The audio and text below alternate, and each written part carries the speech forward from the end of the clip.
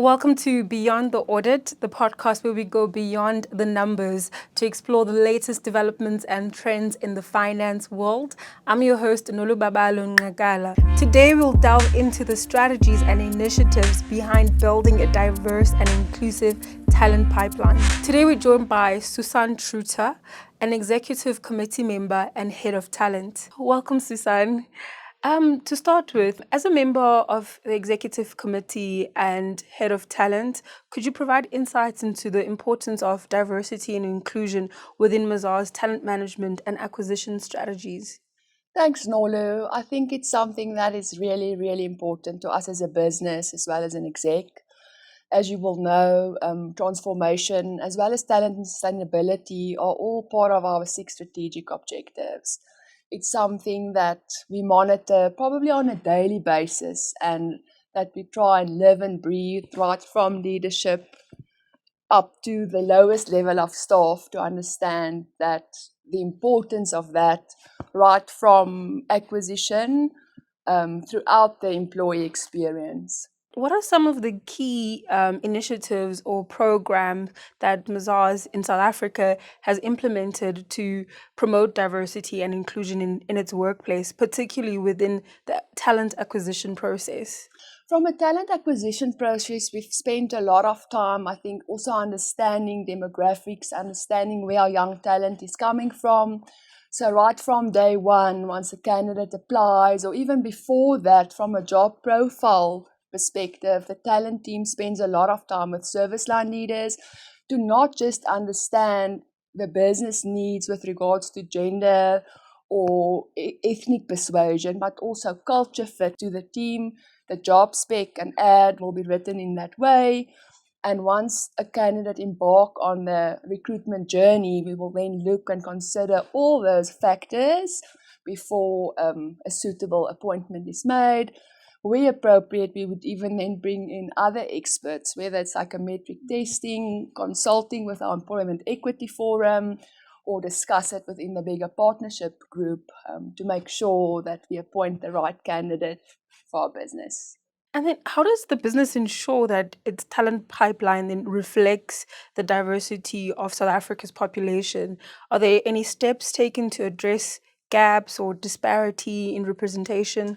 Absolutely. So that is also something that as an executive, as well as at a service line level, we monitor very closely together with the assistance of our Employment Equity Forum and our Transformation Director.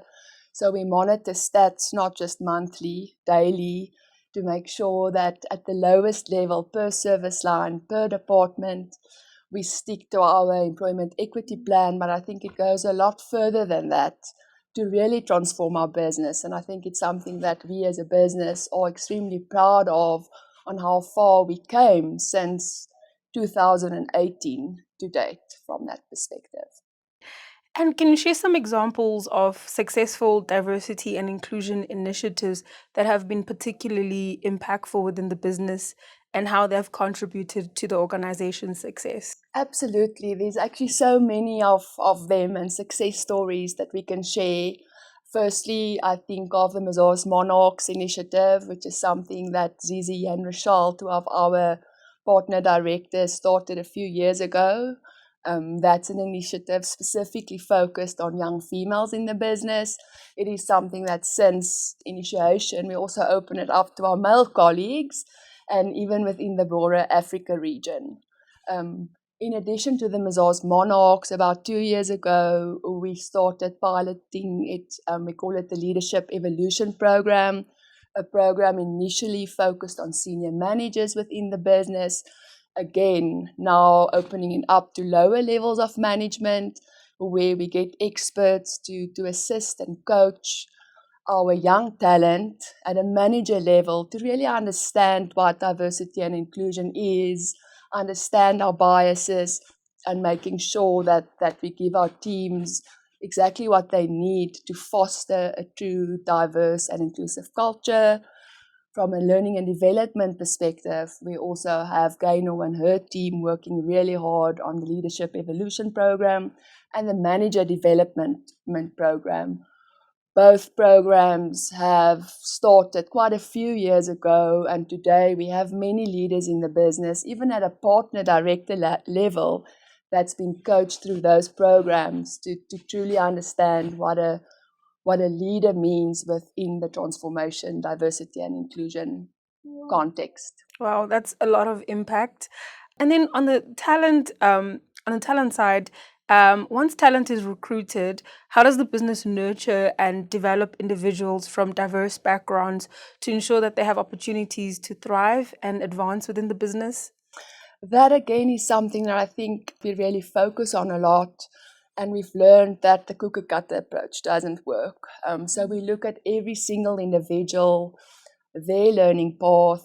We use the performance management tool a lot, moving towards continuous performance management. So we have rapid and upward feedback, whereby we include specific behaviors in context to culture, a lot of it diversity and inclusion related, and then tailor a path for every individual to feel part of the team, to feel part of the bigger business, to understand their contribution to the team, their diverse contribution to the business, and then obviously complement and supplement that with training programs and other culture initiatives. What role does leadership play in championing diversity and inclusion at Mazars?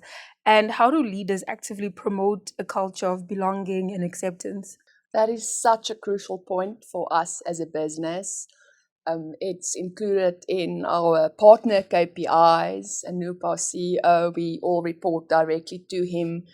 And it is something that we really keep each other accountable of as leadership and as a partnership.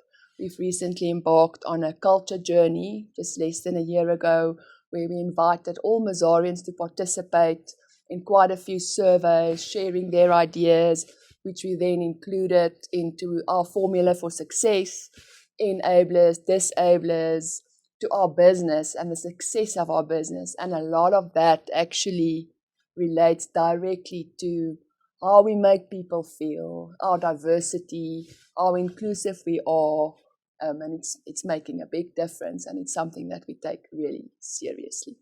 Looking ahead, what are the future plans and aspirations for further enhancing the diverse and inclusive talent pipeline that you have going? Oh, I think I've already said so many, so there's a lot of things on the go. Yeah. Having said that, though, I think for us as leadership, the most important thing is to include our people, include our Mazarians, to make sure that they participate and grow what we are already busy with.